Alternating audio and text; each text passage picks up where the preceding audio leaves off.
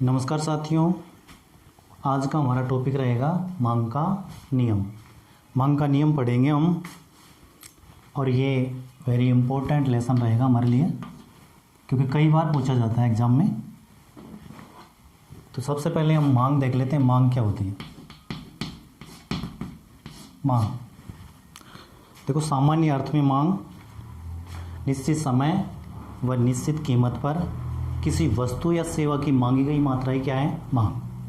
सामान्य अर्थ में देखते हैं तो निश्चित समय और निश्चित कीमत पर हम किसी वस्तु की कितनी इकाइयों की मांग कर रहे हैं, वो क्या कहलाएगी? मांग कहलाएगी। तो एक बार मैं नोट कर देता हूँ। निश्चित समय, निश्चित समय व निश्चित कीमत पर, निश्चित समय व निश्चित कीमत पर किसी वस्तु या सेवा की, किसी वस्तु या सेवा की मांगी गई मात्रा, मांग कहलाती है।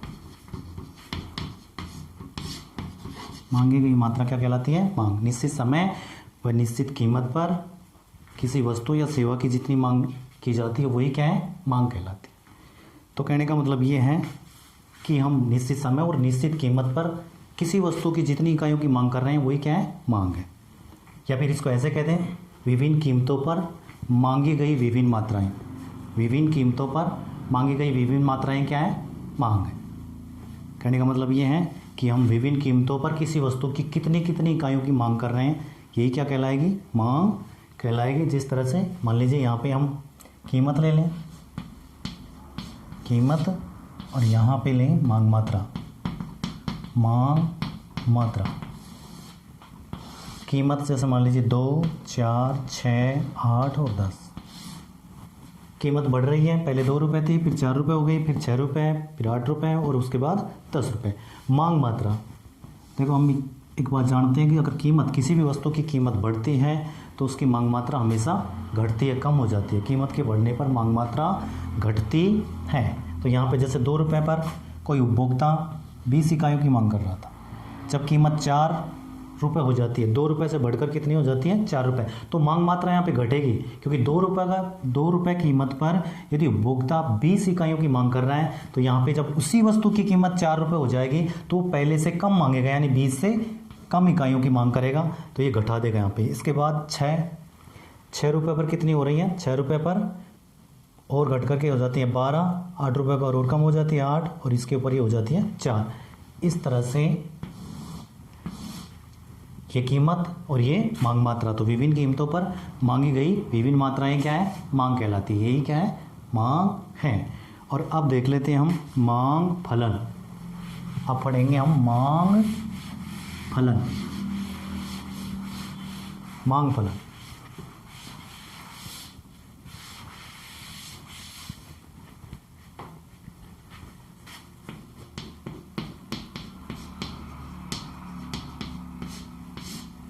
देखो, मांग फलन किस के बीच में संबंध बताता है? किसी वस्तु की मांग मात्रा और उसको प्रभावित करने वाले कारकों के बीच फलनात्मक संबंध को ये व्यक्त करता है। विभिन्न, किसी वस्तु की विभिन्न मात्राएं और उसको प्रभावित करने वाले कारक। जैसे हम किसी वस्तु की मांग मात्रा की बात करें, यानी एक्स की मांग, डिमांड किसकी? एक्स वस्तु की। एक्स वस्तु की मांग किस के ऊपर निर्भर करेगी? ये फलन होता है पी एक्स, यानी उसी वस्तु की कीमत कितनी है? एक्स वस्तु की कीमत कितनी है? पी वाई, अन्य वस्तुओं की कीमतें कितनी हैं? एम, उपभोक्ता की आय का भी प्रभाव पड़ेगा। टी, अन्य फैशन, रुचि, आदत, इनका प्रभाव पड़ता है। ये मांग मात्रा है, मांग मात्रा। और ये प्रभावित करने वाले तत्व या कारक, प्रभावित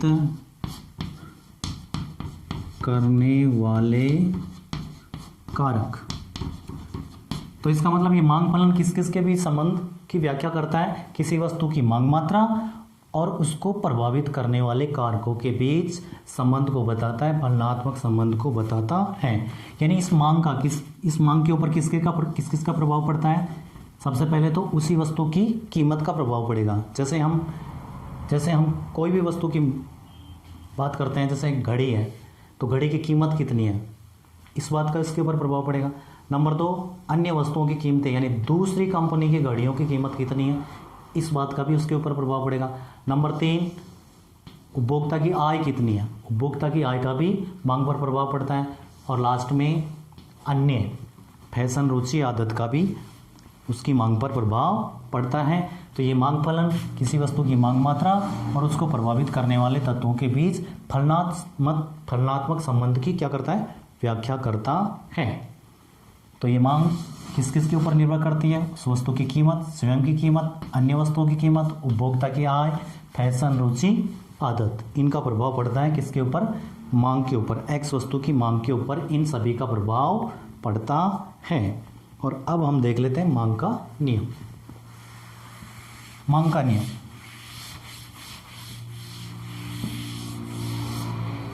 मांग का नियम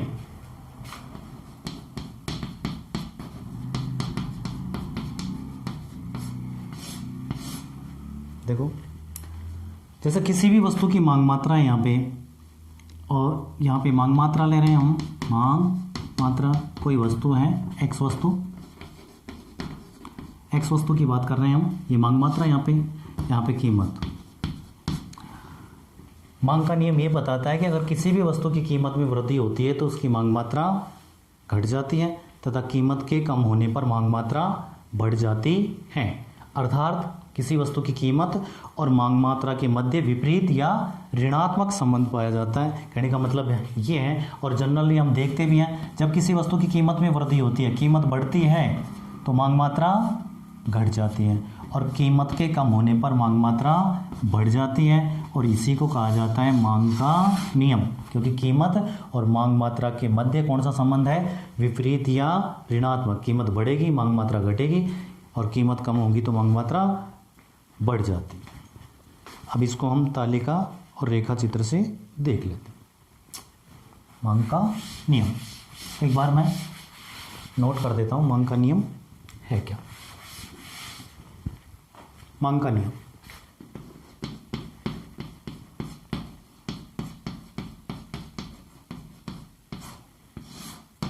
अन्य तत्वों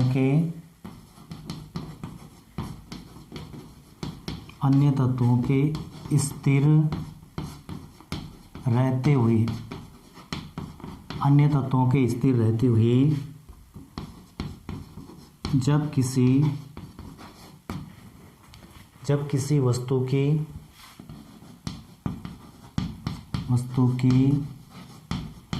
कीमत में वृद्धि होती है, जब किसी वस्तु की कीमत में वृद्धि होती है तो उस वस्तु की मांग मात्रा घट जाती है तथा कीमत में कमी होने पर मांग मात्रा बढ़ जाती है। अर्थात किसी वस्तु की कीमत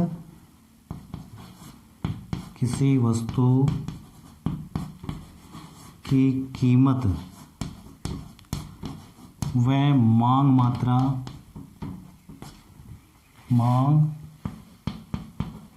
मात्रा के मध्य विपरीत या ऋणात्मक संबंध पाया जाता है। तो मांग का नियम, अन्य तत्वों के स्थिर रहते हुए जब किसी वस्तु की कीमत में वृद्धि होती है तो उस वस्तु की मांग मात्रा कम हो जाती है तथा कीमत में कमी होने पर मांग मात्रा बढ़ जाती है। इस प्रकार किसी वस्तु की कीमत और मांग मात्रा के मध्य कौन सा संबंध, विपरीत या ऋणात्मक संबंध होता है। यही क्या है, मांग का नियम है। तो देखो सबसे पहले, इससे पहले हमने बताया कि मांग फलन क्या था। मांग फलन हमने देखा था dx बराबर, ये फलन होता है px py m और t। स्वयं उसी वस्तु की कीमत, अन्य वस्तुओं की कीमतें, उपभोक्ता की आय, फैशन, रुचि, आदत। ये अब अन्य तत्वों के स्थिर रहते हुए, यानी यहाँ हम अन्य सभी तत्वों को स्थिर रखें, इन सबको स्थिर रखें और केवल इसी का प्रभाव देखें, यानी px का प्रभाव देखें dx पर, यानी किसी वस्तु की x वस्तु की कीमत में वृद्धि या कमी का प्रभाव उसकी मांग पर देखें, तो ये फलन बन जाएगा हमारा dx बराबर क्या बनेगा, फलन होगा ये px का, क्योंकि यहाँ हम अन्य तत्वों को स्थिर मान रहे हैं। अन्य तत्व क्या है, ये स्थिर। जब अन्य तत्व स्थिर रहेंगे, इनमें कोई परिवर्तन नहीं हुआ, अन्य तत्व स्थिर है, इसका मतलब ये है कि अन्य वस्तु की कीमत स्थिर है, उपभोक्ता की आय स्थिर है, फैशन, रुचि, आदत में भी कोई परिवर्तन नहीं हो रहा। तो ऐसी स्थिति में क्या होगा, जब किसी वस्तु की कीमत में वृद्धि होगी, अगर कीमत बढ़ेगी मांग मात्रा घट जाएगी और कीमत में कमी होने पर मांग मात्रा बढ़ जाएगी। कीमत में वृद्धि, मांग मात्रा कम, यानी विपरीत संबंध होगा। और हमेशा यही होता है, जब भी किसी वस्तु की कीमत में वृद्धि होती है तो उपभोक्ता उसकी मांग को कम कर देता है, मांग को घटा देता है। तो ये हो गया हमारा मांग का नियम। अब इसको तालिका और रेखा चित्र से देख लेते हैं। बिल्कुल आसान है, मुश्किल नहीं है, थोड़ा ध्यान लगा के पढ़ोगे तो क्लियर हो जाएगा।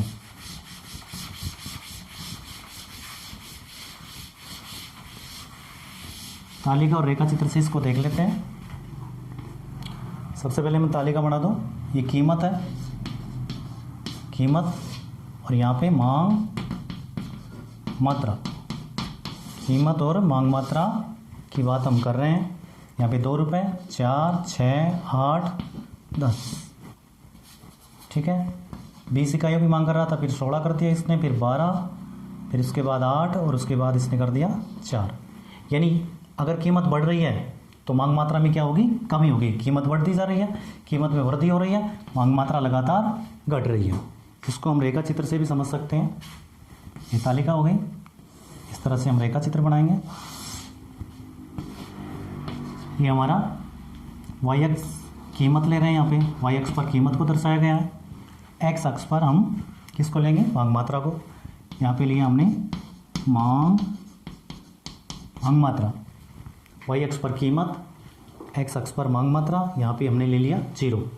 अभी हमने देखा कि कीमत और मांग मात्रा के मध्य कौन सा संबंध होता है, विपरीत या ऋणात्मक। तो ऋणात्मक वक्र से इसको दर्शाएंगे। ये हमारा डी वक्र है, ये हमारा क्या है, डी डिमांड वक्र। मान लीजिए प्रारंभिक कीमत कितनी है, P1।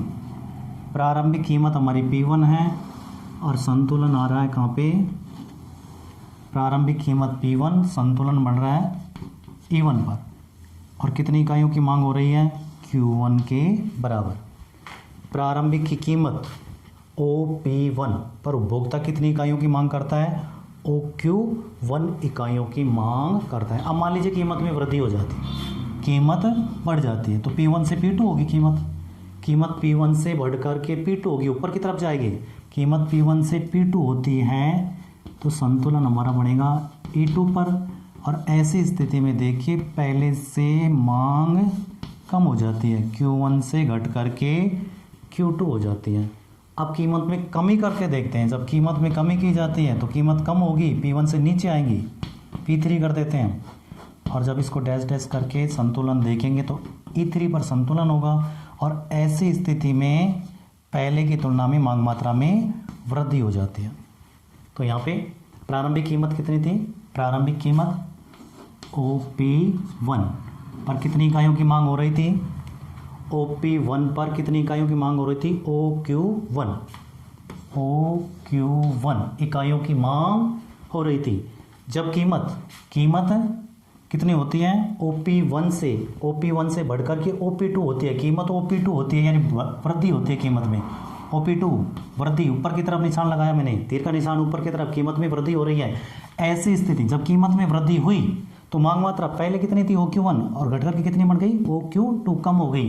तो मांग मात्रा कितनी हो जाती है OQ2, यानी मांग मात्रा में कमी होती है। कीमत में वृद्धि की, मांग मात्रा में कमी हो गई। उसके बाद हमने क्या किया, कीमत को घटाया। कीमत कितनी कर दिया OP1 से घटा करके OP3 किया, कीमत को OP3 किया, कम किया, कीमत में कमी, नीचे की तरफ निशान, कीमत में कमी की। तो ये मांग मात्रा कितनी हो गई, देखिए मांग मात्रा OQ3 हो गई, यानी मांग मात्रा में वृद्धि हो गई।